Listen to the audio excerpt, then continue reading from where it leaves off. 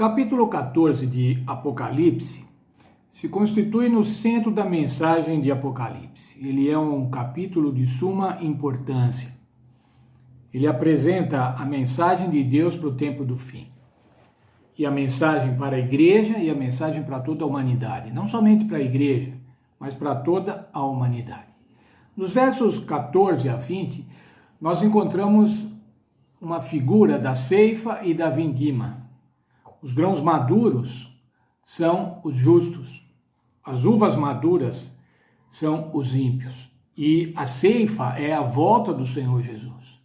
Quando o Senhor Jesus voltar, ele vai recolher os grãos maduros, os justos, e vai também recolher as uvas maduras para serem pisadas no lagar, para serem destruídas. Os ímpios serão destruídos, o mal será destruído.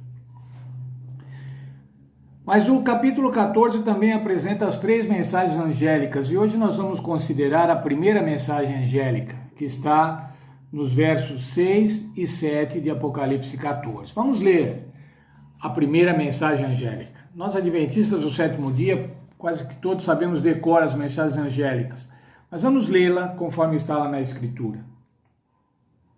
Vi outro anjo voando pelo meio do céu, tendo o evangelho eterno para proclamar aos que habitam a terra, a toda a nação, tribo, língua e povo, dizendo com grande voz: temei a Deus e dai-lhe glória, pois é chegada a hora do seu juízo.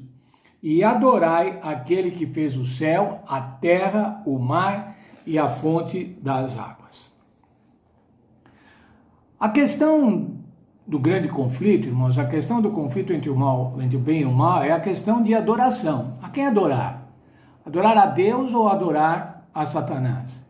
Crer no plano de Deus ou adotar o plano de Satanás?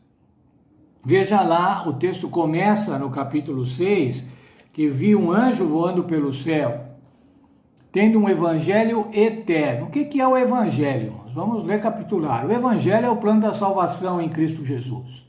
Mas diz que esse evangelho é eterno. Se esse evangelho é eterno, irmãos, ele deve ter existido sempre. Esse evangelho não foi definido quando os homens pecaram, daí o Senhor Deus falou: e agora tenho que resolver a questão do pecado, vamos ver como vamos fazer. Mas esse evangelho é eterno, ele desde a eternidade existe. Ele é do passado, ele é do presente e ele é do futuro. Vamos ler, irmãos, um texto da nossa lição, na página 158. Lá diz assim, o Sr. White escrevendo no Desejado de Todas as Nações: o plano da nossa redenção não foi um pensamento posterior, formulado depois da queda de Adão e Eva. Ele foi a revelação do mistério guardado em silêncio nos tempos eternos, conforme Romanos 16, 25. Foi um desdobramento dos princípios que, desde os séculos da eternidade, tem sido o fundamento do trono de Deus. Qual é o fundamento do trono de Deus? Irmãos? O fundamento do trono de Deus é o amor. Deus é amor. E é o amor de Deus que definiu desde a eternidade um plano para que, se a humanidade pecasse, se a humanidade se afastasse dele, pudesse ser resgatada. Mas veja, esse é o plano do amor incondicional de Deus, salvação a todos. Isso dá a nós, então, um caráter de aceitação, de perdão, de pertencer à família de Deus, de graça e de poder para resistir ao mal. Mas ainda, irmãos, o texto lá de Apocalipse diz assim: esse evangelho deve ser pregado a todo mundo. A todo mundo, irmãos, todo mundo quer dizer sem exceção. A toda nação, tribo, língua e povo. A igreja é que deve fazer parte desse movimento, irmãos, desse movimento divino de salvação, de pregar o evangelho da salvação a todo o mundo. Mas ainda, irmãos, o texto diz assim: temei a Deus. Temei a Deus. O que é temer a Deus, irmão? Será que temer a Deus é ter medo de Deus, como um criminoso que tem medo da polícia ou tem medo da justiça? Será que temer a Deus é porque ele vai nos punir? Temer a Deus, irmãos, tem a ver com reverência, com admiração, com respeito a Deus.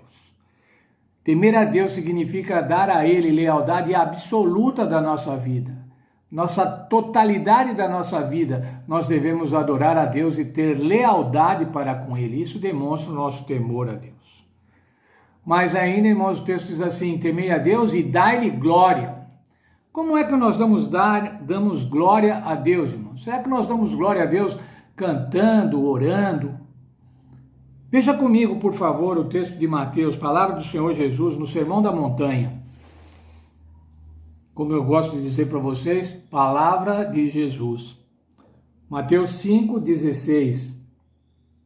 Assim resplandeça a vossa luz diante dos homens, para que vejam as vossas boas obras e glorifiquem vosso Pai que está no céu. Como é que nós glorificamos a Deus, irmãos? Como que as pessoas glorificam a Deus? Vendo as nossas boas obras. Nós não glorificamos a Deus, irmãos, de uma maneira intelectual. Nós não glorificamos a Deus em pensamento. Nós glorificamos a Deus através das nossas atitudes. E as pessoas do mundo, ao verem as nossas atitudes, também podem glorificar a Deus. Temei a Deus e dai-lhe glória, porque é chegada a hora do seu juízo. Qual vai ser esse juízo, irmãos? Como é que nós vamos ser julgados? A questão fundamental, irmãos, do conflito entre o bem e o mal é a adoração. Como temos adorado a Deus? Temos realmente adorado a Deus? Deus tem sido o primeiro na nossa adoração? Ou nós temos adorado o mundo? Ou nós temos adorado a nós mesmos? Ou quem sabe temos adorado a igreja? Mas a Bíblia diz, irmãos, que nós devemos adorar a Deus. Adorar a Deus mediante o nosso comportamento. Adorar, ser fiéis a Deus em todos os detalhes. Não deixar nada para lá. Adoração, irmãos, é o tema do conflito.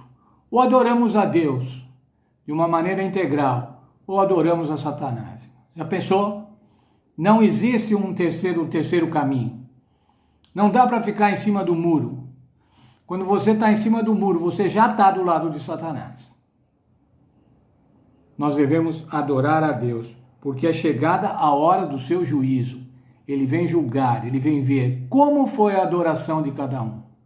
Como cada um despendeu a sua vida adorando. Adorando a quem? Mais ainda, porque é Ele quem fez o céu e a terra.